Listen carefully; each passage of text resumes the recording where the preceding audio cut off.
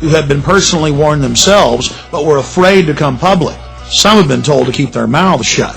I was a rescue worker. I will say that I spoke to a cop on 9/11 who said that it was going to come down. I don't know how he knew that. He did tell me before it happened, before the fact that it was coming down. The widows from the police department and the fire department were standing at the new school in back for the 2 days, and they were screaming at the media, please pay attention. We got phone calls. We listened that their husbands or their children were saying there's explosives coming on like the 23rd, 26th floor before the buildings went down.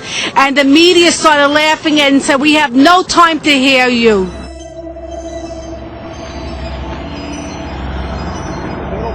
Larry Silverstein originally owned Building 7, and a few months before 9/11, he bought the entire complex, all 7 of the buildings, and then he took out a record insurance policy on them. Building 7 and what happened to it is so important because the official story is 2 jets flew into the buildings, we all agree on that, and that their jet fuel caused the steel to melt and caused them to collapse.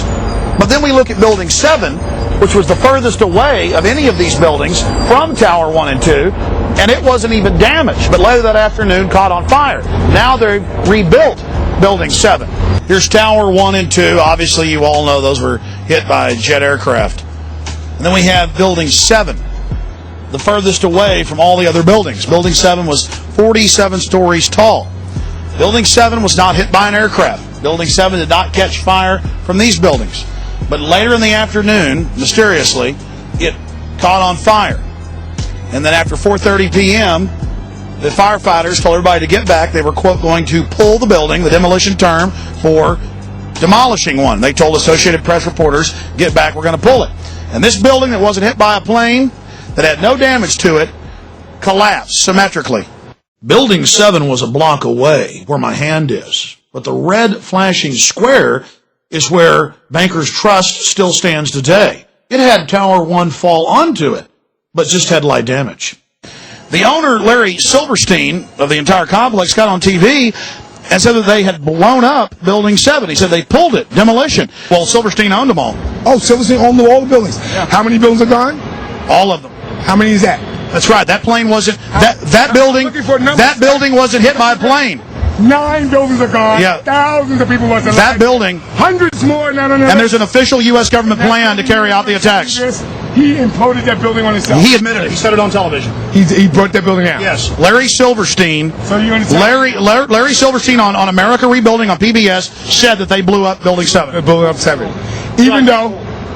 He saw it. Did you see it on PBS? Yeah, he pulled it. He said on PBS, he said, we pulled the building. PBS. Oh, yeah, he pulled the building.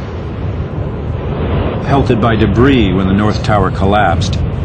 7 burned until late afternoon, allowing occupants to evacuate to safety. I remember getting a call from the fire department commander telling me that they were not sure they were going to be able to contain the fire.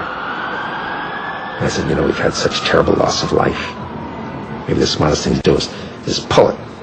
And they made that decision to pull, and then we watched the building collapse.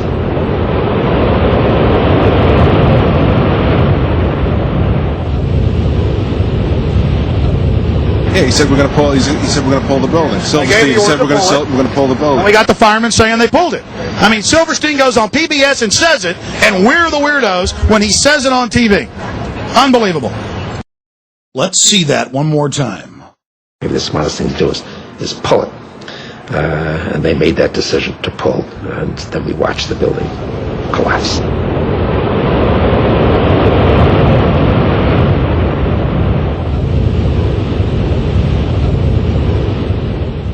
In the tragic days after 9/11, many prominent engineers across the world went public and said there's no way that fire destroyed any of those buildings. It's never happened to a modern building. Buildings have burned for 6-7 days before, and it hasn't happened. The answer was hidden in plain view. Larry Silverstein went on PBS and said that they had pulled the building, demolition term for destroying it. In fact, the local public radio station was told that they were going to demolish Building 7. But since then, the public has been told to be quiet, not to ask questions. And the government hasn't even given us an official story of why Building 7 fell. They say they think fire caused it to fall. And in case you're wondering what pull it means, here's another example, where they again use the term pull it to mean controlled demolition of buildings. Months after 9/11, the remains of 4, 5, and 6 were destroyed. Here's a clip from the same PBS documentary, where the head of engineering for the city of New York describes pull it as a controlled demolition. By mid-December, the Department of Design and Construction had leveled World Trade Center buildings 4 and 5. Hello? Oh, we're getting ready to pull building 6. We have to be very careful how we demolish building 6. We were worried about the building 6 coming down and then damaging the slurry wall, so we wanted that particular building to fall within a certain area. There's a certain excitement in the air of bringing the last structure down at the World Trade Center.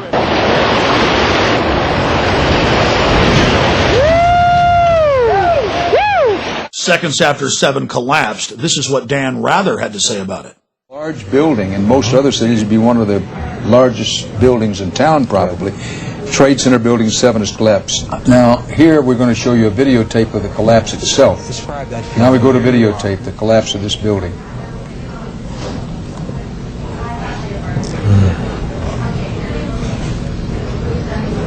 It's amazing. Amazing, incredible, pick your word. For the third time today, it's reminiscent of those pictures we've all seen too much on television before, when a building was deliberately destroyed by well-placed dynamite to knock it down. Just in case you missed it, here it is again. Deliberately destroyed by well-placed dynamite to knock it down. Deliberately destroyed by well-placed dynamite to knock it down. This is a photo taken 1 second into Building 7's collapse. Notice the crimp. If we look at other controlled demolitions, we see that they first blow one of the central columns so the building falls in on itself. If you don't do this, the building falls outward and has a wider collapse radius and can damage surrounding structures. This was not the case with Building 7. Building 7 had a classic crimp or wedge. Its central column was blown out first, so it didn't structurally damage buildings just a few feet away from it. Building 7, while I was listening to live feed from our local public radio station later in the afternoon, they talked about Building 7. Building 7 was fine. There was no airplane that hit it. And then they even began to ruminate on the air about demolishing the building. I said, well, I don't know. I mean, you can put out fires. Why would you talk about demolishing a building that, it wasn't hit by anything? The fires weren't bad or anything like that. What was in Building 7? Well, the Department of Defense, the Central Intelligence Agency, FEMA, U.S. Secret Service, Securities and Exchange Commission, and the city's main command bunker, overseeing the entire operation. That's what was in Building 7, a structure that was over-engineered, that could stand thousands and thousands and thousands of degrees of temperature for days if need be. But it collapsed in just a few seconds. Here we are, smack dab, right in the middle of Silverstein Properties. In the next few minutes, we're going to talk about Mr. Silverstein and go over the history of the World Trade Center complex and some very serious questions that need to be answered. It's interesting to note that Larry Silverstein bought this building many, many years ago. This was the only building he bought in the complex. But 2 months before 9/11, he bought the entire complex, all 7 buildings, and took out a record insurance policy on them for over $3 billion, which he's now been paid. In fact, he tried to get even more. He wanted $7 billion on an original $200 million investment that they made on the entire complex when he leased the whole structure. Mr. Silverstein did quite nicely in his investment. Also, Mr. Silverstein, quote, with a shadowy group of investors, according to the Chicago Tribune, just bought the Sears Tower, one of the next big targets the government's been saying. We hope and pray that nothing ever bad happens, and that's why we're here exposing who may have motives in not stopping further events. The command center for Rudolph Giuliani was in this building. Rudolph Giuliani had his command bunker in this structure, and so did the CIA. It wasn't just the city of New York. The CIA, the FBI were all based in this building. And Rudolph Giuliani told ABC News that he got a call that morning, about 8 hours before this collapse, before a fire even started, and was told, get out of Building 7. And he left to a FEMA command base that had already been set up the night before, which he's now admitted in congressional testimony, right down the street by the harbor. A lot of interesting timing. And since 9/11, Giuliani's gone into the terror fighting business, and he's made hundreds of millions of dollars with Giuliani and Associates. Interesting. And then, of course, we have George Bush's youngest brother, Marvin Bush, running security on the complex. And, of course, his contract, by the way, ended on the morning of 9/11. So that's another interesting facet to all of this. None of it adds up. But guess who ran security on these buildings? Marvin Bush, brother of the president, son of the former president, or the former CIA director. Marvin Bush ran security for this whole complex. This whole complex. And guess when his 2-year contract ended? This is the Associated Press on September 11th. And where did the media pick up on this story? From Barbara Bush's own memoir, Reflections. She wrote about it in the book. Then you have the firefighters telling Associated Press reporters to get back, to get away from the building, that Building 7 was about to come down. And then it magically did come down. And then the University of New York and the U.S. Geological Survey, federal and state, both seismographs picked up explosions going off, the classical pattern of a controlled demolition. He said that they made the decision on the afternoon of 9/11 to go ahead and pull or demolish Building 7, and that they gave the order and watched the building go down. Building 7 is further away from the towers and was not hit by planes. It's further away from the towers than buildings right across the street like the Millennium Hilton and others. So if your building's owned by Larry Silverstein, it collapses because he's got a big fat insurance policy. But if your building's closer and owned by somebody else, it doesn't get damaged at all. Why is the story of Building 7 so important? Why don't we spend so much time on it? Because the official story is that the 2 planes that hit Tower 1 and 2, the big 110-story buildings, caused them to collapse, even though a modern steel building had never collapsed from fire. But then we have Building 7 that was further away than any of the buildings in the complex that later in the afternoon got a few small fires in it and collapsed. Now they have almost rebuilt Building 7 on the exact same spot. And look, buildings right next to it, even though it collapsed on fire, didn't even get that much damage. And then we have this huge building that was right beside Tower 1 and 2 that was hit by giant chunks of the building that did catch on fire, but nothing collapsed. The difference between that building and the new Building 7 is that Larry Silverstein doesn't own that building. Larry Silverstein doesn't own the Millennium Hilton that was closer than Building 7. But every building he owned either caught on fire or mysteriously collapsed. There has been over 100 uncontrolled fires in skyscrapers in the last 50 years, and never has one collapsed or come close to collapsing from fire. Only earthquakes and demolitions have brought these modern structures down.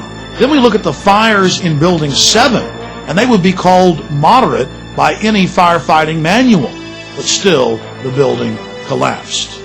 Building 7 had sporadic fires in it for 6 hours.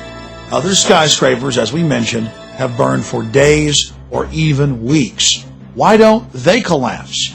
Because steel doesn't begin to weaken until after 2,000 degrees of temperature. Around 2,500 it becomes red hot, and at around 3,000 degrees starts to melt. Another example of this was the Windsor building in Madrid, Spain in mid-February of 2005. It burned for 2 days at temperatures much higher, with white-hot flames shooting out of it for hundreds of feet. As we watched the Windsor building burn, I was amazed to watch the media of the world say, well, the World Trade Center towers and Building 7 fell from fire, so it's going to fall. We're just waiting for the collapse. But the collapse never came. All the major support pillars held fast. Steel doesn't melt at that temperature. According to official reports, Building 7 wasn't even in the debris field of Tower 1 and 2. And that's why it's important to look at buildings like Bankers Trust. We already talked about it earlier, but let's focus in on it with some detail. It was right up against the South Tower, only about 45 feet away, and large chunks of the South Tower fell directly into Bankers Trust. But Bankers Trust is like all other modern steel buildings. It's like the big building in Madrid, Spain. Despite the fact that fires raged through many of its floors and that huge pieces of debris fell on top of it and up against it, it didn't collapse. Minoru Yamasaki, the architect of the World Trade Center towers, went on record just days after 9/11 and said, "We designed the towers to take multiple jumbo jet strikes. This is not architecturally feasible." And other world-renowned engineers and architects went public as well. But that didn't matter for the mainstream media. They simply ignored their protests. Senior firefighter Lou Caccioli, who survived the collapse of the World Trade Centers, reported that bombs were clearly going off inside the structure. He told People magazine this the day after 9/11. When we spoke to him, he said he couldn't talk about it. Professor Van Ramiro, Vice President for Research at New Mexico Institute of Mining and Technology, told the Albuquerque Journal that the implosions of the towers were too mathematical to be a chance result of airplanes, and that only controlled demolitions could have brought the buildings down. Then Kevin Ryan, an executive engineer with Underwriters Laboratories, or UL, that certifies most big buildings in America, went public and said, "It's impossible. Jet fuel wouldn't have melted the columns in Tower 1 and 2. This is from the organization that underwrote the towers. Then Firefighter Engineering, the oldest engineering publication in United States history, went public and said, "There's no way jet fuel made that happen. And stop hauling away the debris. Stop covering up the crime scene." We've got 7 different tapes showing different groups of firefighters saying the towers looked like they were brought down by bombs and they heard explosions. But in the interest of time, here is just one of those clips shot by 2 French brothers who were making a documentary about New York firefighters on the morning of 9/11. We came down. It was much worse than it was when we went up. Yeah. Right? We went up and they had everything set up and came down. It was desolate. It was like, holy. We came down to the lobby. It was like posting the wars. There was nobody there. What did we do? We made it outside. We made it about a block. We made it at least 2 blocks, and we started running. Floor by floor instead of popping out. It was like if they had detonated. They were planned to take down a building. Boom, boom, boom, boom, boom, boom, boom. NBC's Pat Dawson is close to the scene of that attack. Pat? Matt, if we are, yes, I can, Matt. Just moments ago, I spoke to the chief of safety for the New York City Fire Department, who was obviously one of the first people here on the scene after those 2 planes were crashed into the side, we assume, of the World Trade Center towers, which used to be behind me over there.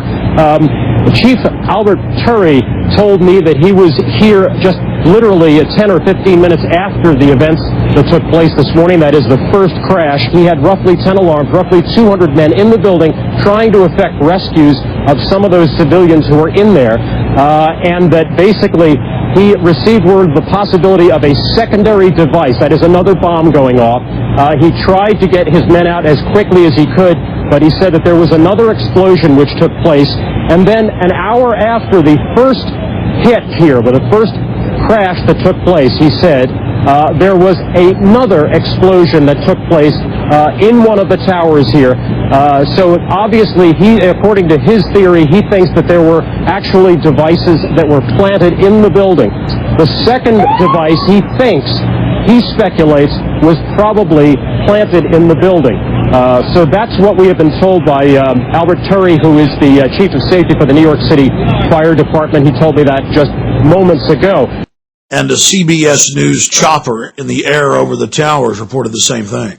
If Jim Smith is with us still in chopper 2, Jimmy, you there? Just, we saw some kind of explosion, a lot of smoke come out at the top of the tower, and then it collapsed down onto the streets below, much like we saw the first tower just about a half hour ago. Chopper 2 as he takes these pictures. Jim? Yes, I am here, Michael. Jim, tell us what's happening out there. We just witnessed some kind of secondary follow-up explosion on the World Trade Center #2, the one. Secondary. We've all unfortunately seen the famous photos of victims jumping out of Tower 1 and 2. But that happened in the first 15 minutes while the jet fuel was still burning. Later, we have the photographs of the victims standing in the impact holes from the aircraft begging for help for 20 to 30 minutes. How could they survive heat that would melt through giant 4-foot steel girders? The answer is they couldn't. And the firefighters are on record as saying the fires were almost out. The fact is, the temperatures had dropped dramatically. The fires were almost extinguished. The people were in the open wounds in the sides of the buildings begging for help. Help that did come in the form of the valiant firefighters who had the buildings blown up around them. The tape you're about to hear is from the grave, as a valiant firefighter reports that the fires were almost out. And as firefighters went public and said that the fires had almost been extinguished, the federal government ordered them under national security to stop talking to the public and told the media that all the firefighter tapes had malfunctioned, but not before firefighters had rebelled and released segments of tape, a segment you're about to hear. What do you got up there, Chief? I'm still in voice stairway, 74th floor, no smoke or fire problem. The walls are breached, so be careful. Yeah, 10-4, I saw that on 68. Freddie, come on over. Freddie, come on over by us. Guys, look at that. Hey, Larry, 415. We got police. I saw the pockets of fire. We should be able to knock it down with 2 lines. Where you know that? 78th floor, numerous 1045 call lines. What scared you, Mario? Seconds before the towers collapsed, blast points could be seen springing up down the sides of the buildings from the top down.